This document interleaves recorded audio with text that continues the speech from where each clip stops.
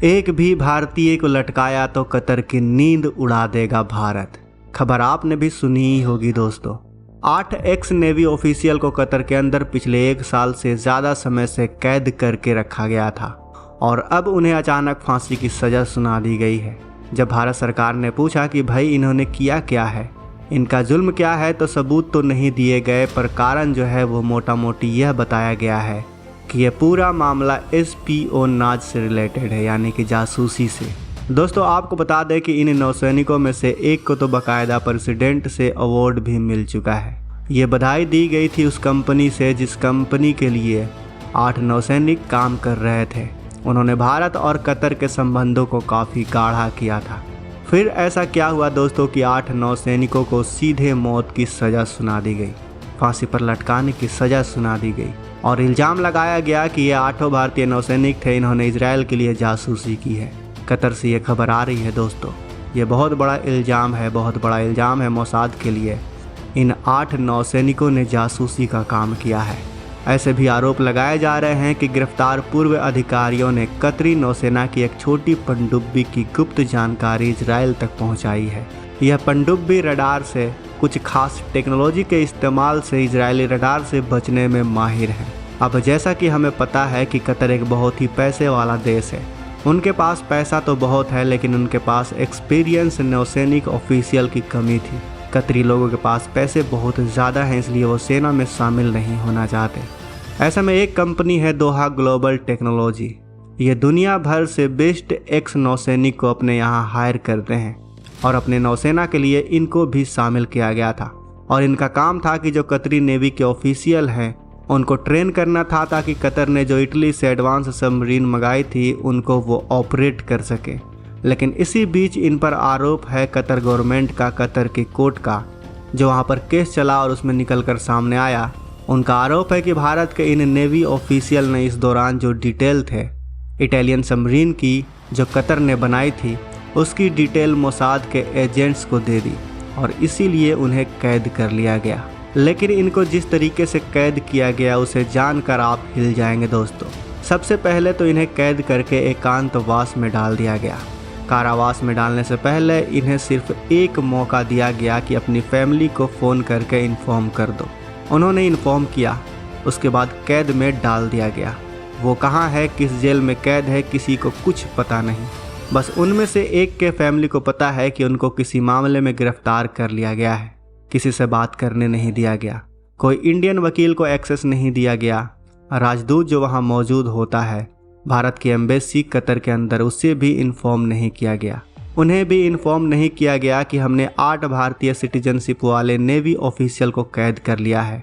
कोई इन्फॉर्मेशन नहीं, किसी को नहीं दिया गया। बस इनमें से एक के फैमिली को पता थी।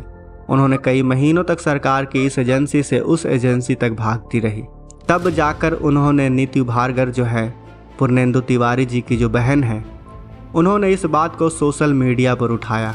उन्होंने ट्विटर हैंडल पर सारे बड़े बड़े हैंडल जो थे उन सब को टैग करके कहा कि हमारे नौसैनिकों को कैद कर लिया गया है, कतर के अंदर उनके लिए कुछ कीजिए। तब ये खबर जाकर MEA यानी भारत के मिनिस्ट्री ऑफ एक्सटर्नल अफेयर्स के पास पहुंची और उसके बाद S जयशंकर जी ने कहा कि हम इस पर बिल्कुल नज़र रखते हैं। और जब पीछे पड़ी भारत की एक्सटर्नल अफेयर्स मिनिस्ट्री, उसके बाद जाकर कतर ने काउंसलर एक्सेस दिया। काउंसलर एक्सेस का मतलब है कि जो राजदूत हैं भारत के कतर के अंदर, वह अब इन नौसैनिकों से मिल सकते थे। इसके बाद उन्होंने परमिशन दिया कि आप हर हफ्ते एक बार अपने परिवार से बात कर सकते हैं। और उसके बाद भारत सरकार के संज्ञान में जब मामला आया तो पिछले साल से अभी तक सरकार ट्राई कर रही थी, पर नतीजा क्या निकला? शून्य, बिल्कुल जीरो। और अब खबर आ रही है कि भारत के 8 नौसैनिकों को मौत की सज़ा सुना दी गई है। लेकिन भारत ने जब प्रूफ मांगा, एविडेंस दीजिए, हमें जानने का अधिकार है, क्या प्रूफ है आपके पास कि ये जासूसी कर रहे थे, तो वहाँ की कतर की जो गवर्नमेंट है उसने कुछ नहीं बताया। लेकिन अब खबर आ रही है कि ministry of external affairs Bharat की जो है वो हर संभव न्यायिक मदद जो दे सकती है वो खोजने में लगी हुई है। अब वो कैसे कतर तक पहुंचेगी, कैसे कतर में वो अपने इन चीज़ों को रखेगी, कैसे कतर की गवर्नमेंट के साथ डिप्लोमेसी के जरिए वह इन 8 एक्स नेवी ऑफिशियल को छुड़ा पाएगी भी या नहीं, और अगर नहीं छुड़ा पाएगी और कतर की गवर्नमेंट ने कोई सबूत नहीं दिए तो ऐसे केस में भारत कतर को छोड़ने वाला नहीं है दोस्तों भारत कतर का टॉप 4 ग्राहकों में से एक है। भारत वहां से नेचुरल गैस, LPG और बहुत कुछ खरीदता है। भारत और कतर के बीच $15 बिलियन का व्यापार होता है। ऐसे में कतर भारत को कभी खोने के बारे में नहीं सोच सकता। उसने अगर सज़ा सुना दी, लेकिन अगर उसने सबूत नहीं दिखाए भारत सरकार को, तो ऐसे केस में भारत और कतर के संबंध बुरी तरीके से ख़राब हो सकते हैं और इसका खामियाजा कतर को उठाना पड़ेगा दोस्तों शायद आपको पता ना हो, लेकिन आज भारत और कतर के बीच संबंध जो हैं वो बहुत ही गहरे संबंध माने जाते हैं। वहाँ पर भारत के फॉरेन मिनिस्टर गए हैं, सुषमा स्वराज जी गई हैं, वहाँ पर मनमोहन सिंह गए हैं, भारत के प्रधानमंत्री मोदी जी भी वहाँ पर गए हुए हैं। उसके बाद में वहाँ पर हमारा जो अलग अलग लेवल पर अलग अलग जो लेयर्स बोलते हैं रिलेशनशिप की, उसमें हमारा संबंध चलता है कतर के साथ में। ऐसी स्थिति में कतर अगर इतना बड़ा कदम उठा लेगा, मौत की सज़ा सुना देगा और भारत को कोई सबूत भी नहीं देगा, तो ये भारत को बदनाम करने वाली बात हो जाएगी दोस्तों। यहाँ पर एक बात और गौर करने वाली है दोस्तों, अल देहरा ग्लोबल टेक्नोलॉजीज़ के जो मालिक हैं वह एक ओमानी सिटीज़न है, ओमान के नागरिक हैं। उनका नाम खामिस अल अज़मी था। उन्हें भी पकड़ लिया गया था पर उन्हें बाद में छोड़ दिया गया और भारत के जो एक्स नेवी ऑफिशियल थे उन्हें पकड़ लिया गया।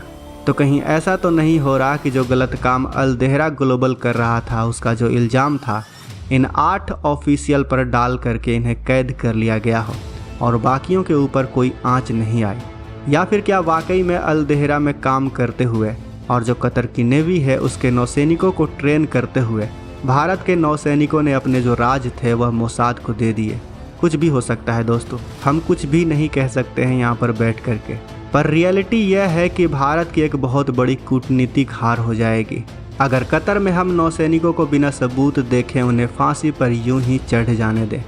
यह बहुत बड़ी हार होगी भारत के मिनिस्ट्री ऑफ एक्सटर्नल अफेयर्स की। तो अब देखना यह है कि MEA कौन सा न्यायिक कदम उठाने वाली है और किस तरीके से कतर को घेरने वाली है।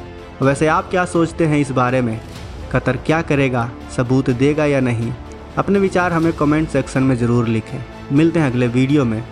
वीडियो के अंत तक बने रहने के लिए आपका दिल से धन्यवाद। मिलते हैं अगले वीडियो में। जय हिंद।